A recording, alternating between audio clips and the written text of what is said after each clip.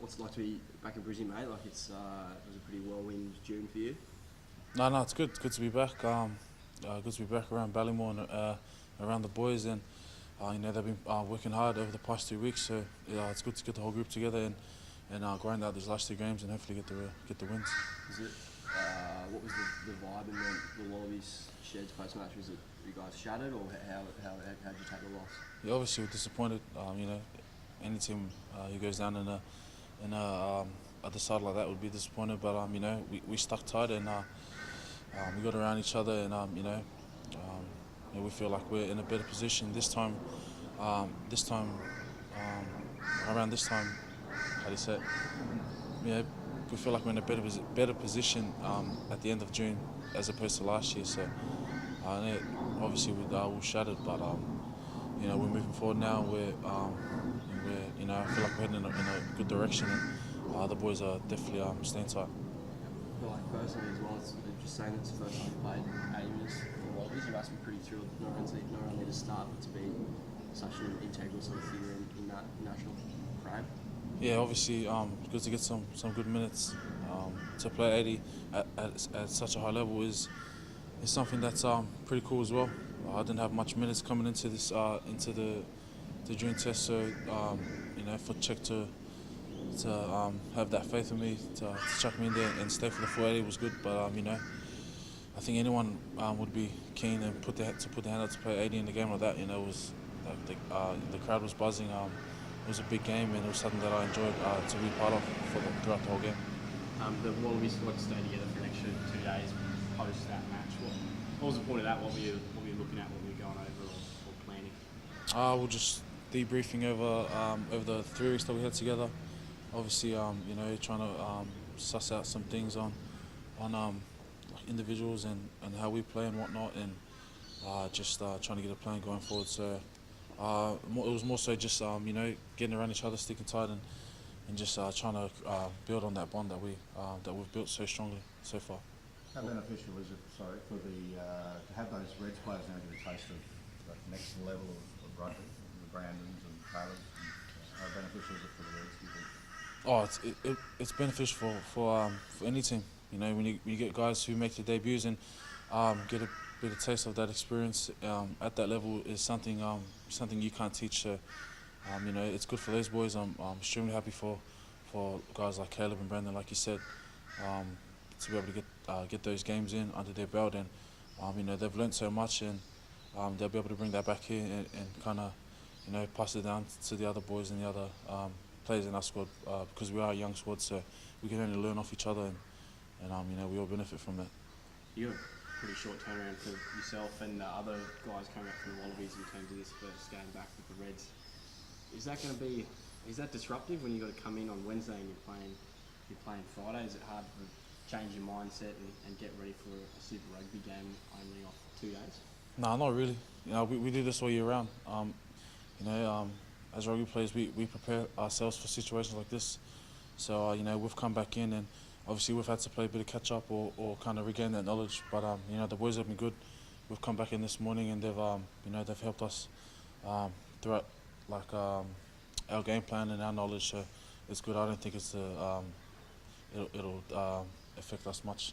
The boys played well throughout their series, so and the boys back here have been working hard. So it's good to get us all back together, and we're looking forward to the game this Friday. You're saying that helping you with the game plan. Is there going to be changes, some new things done on Friday that haven't been done so far in the season? No, I don't think so. I think it's just we're more so trying to execute what we've been doing this year, just better. So yeah, pretty much it. With finals pretty much out of the equation now, has Brad, is it just a matter of getting 3 wins on board as a building block for next year, or has Brad set out a set of goals for you guys now that finals are out of the equation? I wouldn't say we're using it as a building block. Obviously, you kind of look towards next year. If you are out of that finals contention, I think it's more so just building on what we've already established this year. You see a lot of the us young boys coming through. Our squad's so young, and individually the boys have put in strong performances. Guys like Liam Wright, Angus Scott Young, Jordan Patea, Moses. A lot of boys have been playing well and putting their hand up for starting spots. And you look at we've got a few boys who come back from 20s playing well. So I think we just really want to go into these 3 games improving, getting better, and really just trying to build on, like I said, what we've been building throughout the whole year.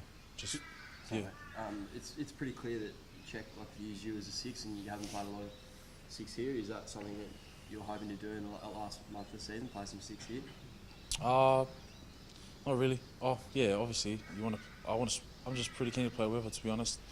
Our back row stocks here are pretty stacked. So whether I'm fitting there, it's up to Thorny and the coaching staff. But to be honest, I just want to hopefully get a spot in the team. It's been tough year, and boys are battling for spots. So not everyone's guaranteed a spot. So just come in, work hard today, and hopefully put my hand up for a spot. I know last year you were sort of hesitant when Czech mentioned that he was viewing you as a 6, and you weren't you got exactly comfortable. You hadn't played a lot of footy there. Are you feeling more comfortable playing 6 now? Yeah, a bit more confident now. I got a good 80-minute stint there on the weekend, and it was good to run around in that jersey. And but like I've said, whether I'm playing 6 or lock, nothing really changes for me. I just try to bring what I would normally bring to each game I play, and that's just run hard and tackle hard. Lukhan, you played in a few games now against some of the Kiwi teams and some of the ones that where Queensland have been close for 40 minutes or 50 minutes or not close at all. What do you think the step up is to knock off one of the New Zealand teams, and I guess particularly the Blues this weekend? I think everyone says it. It's that 80-minute performance and being consistent throughout the game, making sure we execute our game plan to the best of our abilities, and really not making any mistakes or giving them any free gifts or letting them into the game. I think you've seen the Waratahs done it with the Highlanders this year. We've gone close a few times. It's definitely coming in. Across all our Australian teams, we're all improving and we're all getting better. So hopefully we can get the win this weekend. Look at some of the strike players like Rico, Ione, outstanding player. When you see the Blues, what do you see as their weapons? Yeah, obviously, he's a fantastic player. You see what he's done with the Blues, and especially the All Blacks. He's a real strike weapon for them. They're a real physical pack. Their forwards, especially Jerome Kano, he's a real good player and someone I kind of look up to. So, their whole team's they got a real good squad of players there. A lot of experience within the All Blacks as well. So, it should be a good matchup for our boys. Whoever we pick to play will be ready to go. The boys haven't played Super Rugby the past 3 weeks, or no one has really. So I think anyone who gets the opportunity to play against the Blues this weekend will be, pretty keen to rip in and go hard. You look at Jerome, like he's sort of the template for a really good Test number 6, and he's won a couple of World Cups, so he's not going how to play that. What do you see in the way he plays number 6 that stands out to you as good attributes for a number 6? Oh, just his presence on the field.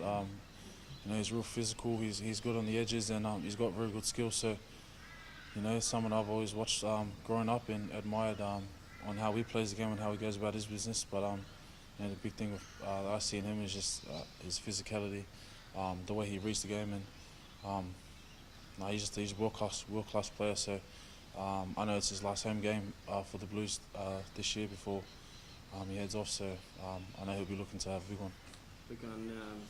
Izzy's facing judiciary this afternoon for that incident in the final test. There's been a bit of conjecture over whether he was responsible or whether the lifter, as a tall man who gets lifted in those situations at times, or even in lineouts, how much responsibility do you think is on that person? How much faith and trust do you put in them that they're going to help bring you down in a safe land? Yeah, obviously it's a tricky one, and it's something that I haven't really read into too much or have much knowledge about. But the circumstances were unfortunate for us. It's a tricky situation. Those ones, as a jumper, you're trying to get up and win the ball for your team. As a lifter, it's just you lifting. You don't really have that second lifter. So something I can't really comment on too much. If I see, you see Izzy jumping up that high, it's almost like he's got a lifter too. So, it's a tricky situation. I can't really comment on it. But as a person being lifted, do you put full confidence in the lifter to help bring you down in a safe landing? Oh yeah, 100%. As a jumper, you got someone behind you, but you do have that trust that they should bring you down. But at the same time, one lifter, it's not as safe as two, and like I said, you got someone like Izzy's got good aerial skills. Things bound to, someone's bound to come down and hurt. So I don't really have too much to say on that. Whatever happens, happens. So I guess we'll just move on and see what happens from there. One thing you've been at close range for is Taniela's been on the bench with you a bit, and you've probably just seen him around Reds and Wallabies. How do you see his improvement over, I guess, 12 months? Oh, his the way he's been going is, his improvements been pretty fast. You see the natural attributes that he has. It's God given. You